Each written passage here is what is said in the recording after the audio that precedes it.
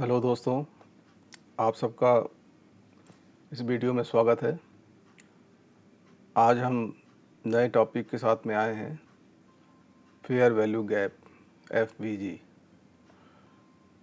इसके पहले हम लोगों ने बात करी कि सपोर्ट रेजिस्टेंस कैसे बनाते हैं, फिबोनाची रिट्रेसमेंट टूल का यूज़ करके ट्रेडिंग कैसे की जा सकती है और उसमें कैसे प्रॉफिट बनाया जा सकता है। जो इवनिंग स्टार और मॉर्निंग स्टार बनते हैं सपोर्ट और रेजिस्टेंस में, उससे हम कैसे ट्रेडिंग कर सकते हैं। आज हम इस नए टॉपिक के साथ में हैं कि फेयर वैल्यू गैप क्या होता है और हम उसे कैसे ट्रेडिंग के लिए यूज़ कर सकते हैं। तो चलिए स्टार्ट करते हैं आज का नया टॉपिक, फेयर वैल्यू गैप। जैसा कि पहले भी गोल्ड के चार्ट में हम लोगों ने देखा हुआ है, तो इस समय ये हम 5 मिनट का चार्ट लगाते हैं। 5 मिनट या 15 मिनट का कोई भी चार्ट हम लगा सकते हैं और उसमें हम देखेंगे कि फेयर वैल्यू गैप कहाँ पर है और वो क्या है। तो पहले हम समझते हैं कि फेयर वैल्यू गैप होता क्या है। तो अगर हम मार्केट को अप ट्रेंड के बारे में देखें और ये समझें कि अब क्योंकि ये रेड कैंडल बन रही है, इसको हम ग्रीन कर लेते हैं तो ऐसा लगे, इससे मालूम पड़े कि ये अप ट्रेंड में चल रहा है।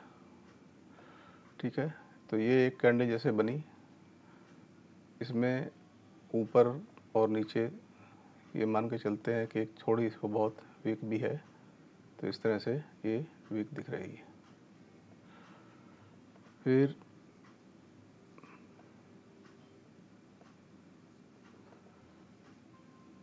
ये देखिए, ये थोड़ा वीक है, यह मान के चलते हैं नीचे वीक नहीं है, ऊपर ही सिर्फ वीक है।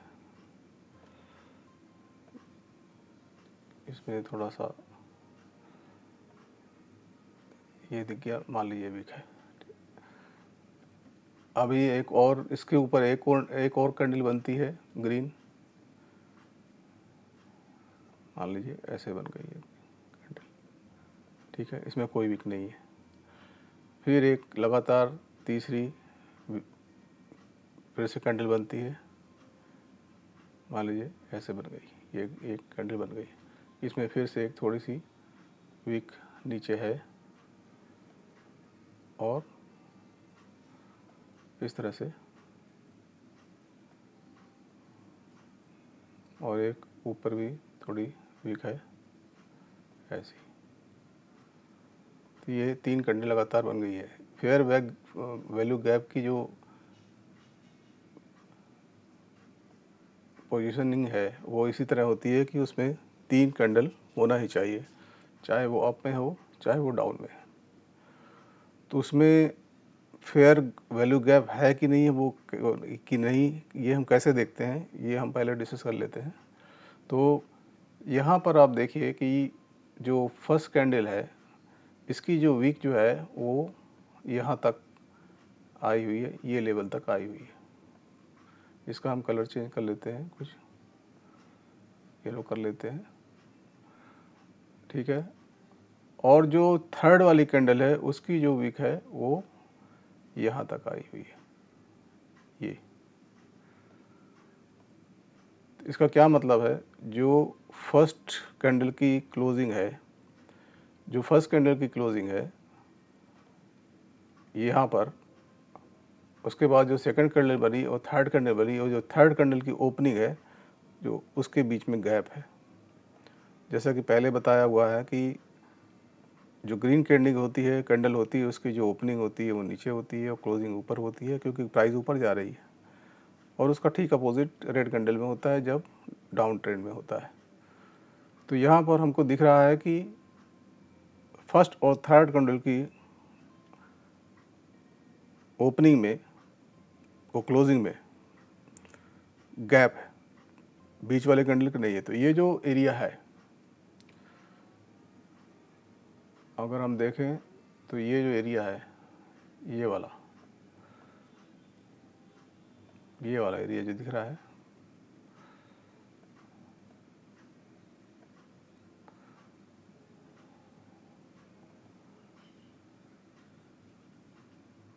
ये जो एरिया है, इतना सा एरिया जो है, ये जो एरिया है, इसमें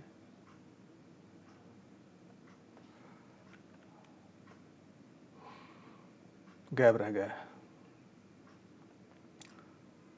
तो इसको हम बोलते हैं फेयर वैल्यू गैप। ठीक है, ये वाला जो है एरिया जो है, ये फेयर वैल्यू गैप में आ जाएगा। अब ये कैसे यूज़ होता है, इसको हम चार्ट में देख करके समझेंगे कि ये कैसे यूज़ होता है ट्रेडिंग में। इसी तरह से हम दूसरी तरीके से भी देखेंगे अगर हम, तो अगर वो रेड कैंडल बन रही है डाउन ट्रेंड में, रेड कैंडल 3 अगर बन रही हैं जैसे लगातार, इसी तरीके से जैसे एक कैंडल ये बन गई, एक कैंडल फिर ये बन गई, एक कैंडल और बन गई, ये बन गई, है ना। इसमें भी इस तरह से अगर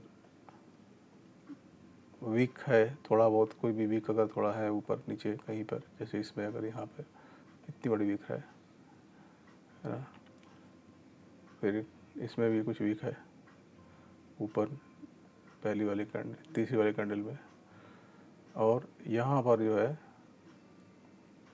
एक गैप दिख रहा है, ये वगैरह पूरा गैप दिख रहा है। तो जैसे कि यहाँ पर बताया था कि ये एक गैप है, ये गैप है, इसी तरह यहाँ भी एक गैप दिख रहा है। तो लगातार जो 3 कैंडल होती हैं, चाहे वो अप ट्रेंड में हो चाहे वो डाउन ट्रेंड में हो, तो उसमें अगर बीच में कहीं गैप होता है तो उसको हम बोलते हैं फेयर वैल्यू गैप। यानी कि मार्केट में ने ऐसा कैंडल बनाए, पैटर्न बनाया है कि जिसमें कुछ हिस्सा रह गया है, जिसमें कि गैप रह गया। अब एक्चुअल चार्ट में आके देखते हैं हम लोग, कहीं क्या इस तरह की कोई कैंडल बनी है, और बनी है तो हम उसको कैसे यूज़ करेंगे। तो जैसे कि रेजिस्टेंस और सपोर्ट तो हम बनाना जानते ही हैं। ठीक है, अब देखिए यहाँ पर अभी करंट चार्ट है, जो आज का ही चार्ट है जो अभी, इसमें यहाँ पर थोड़ा इसको बड़ा कर लेते हैं जिससे क्लियर दिखेगा। यहाँ पर 1 2 3 4 लगातार 4 कैंडल बनी हुई है। ये डाउन आ रहा मार्केट ऊपर से नीचे आ रहा है, और यहाँ पर ये रिबाउंड हो रहा है। यहाँ पर देखिए, यहाँ पे भी 3 कैंडल ऐसे बनी हुई है। तो यहाँ भी एक गैप दिख रहा है, ये यहाँ की क्लोजिंग जो है, इसकी ओपनिंग, इसकी क्लोजिंग और इस फर्स्ट वाले की और इसकी ओपनिंग में यहाँ पर ये एक गैप दिख रहा है, ये देखिए ये गैप है। ठीक है,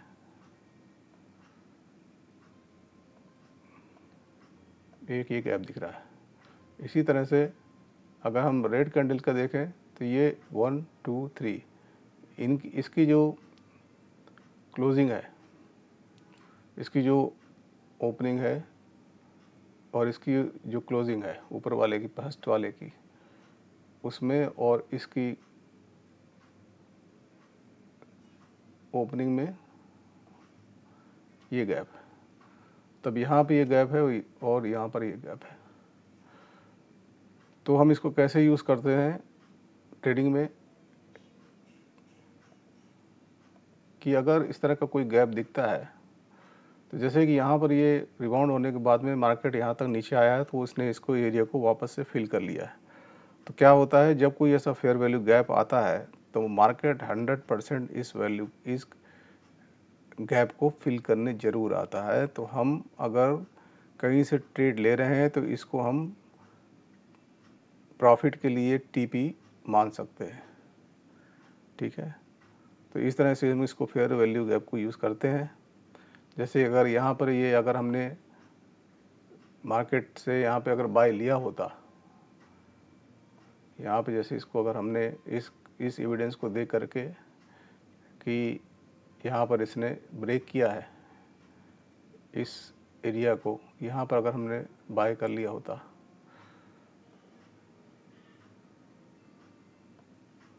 यहाँ पर अगर हम बाय कर लें,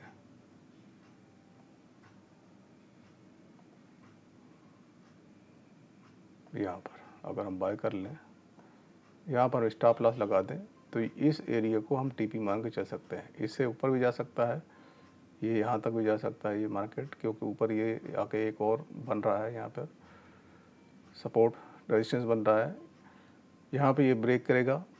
अभी मार्केट इसने ब्रेक किया, इस लेवल को ब्रेक करेगा।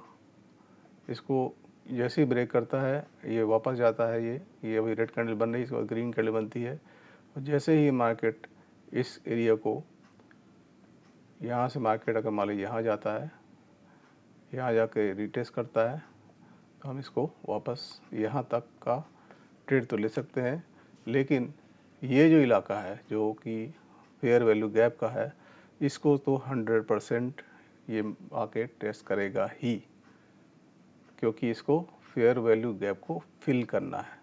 हमेशा ये मार्केट ऐसा फिल करता है, तो हम इसको इस तरह से फेयर वैल्यू गैप को हम यूज़ कर सकते हैं। आज के वीडियो में इतना ही। हम फिर एक नया वीडियो लेकर आएंगे और सीखेंगे कुछ नई चीज़ें। तब तक के लिए नमस्कार।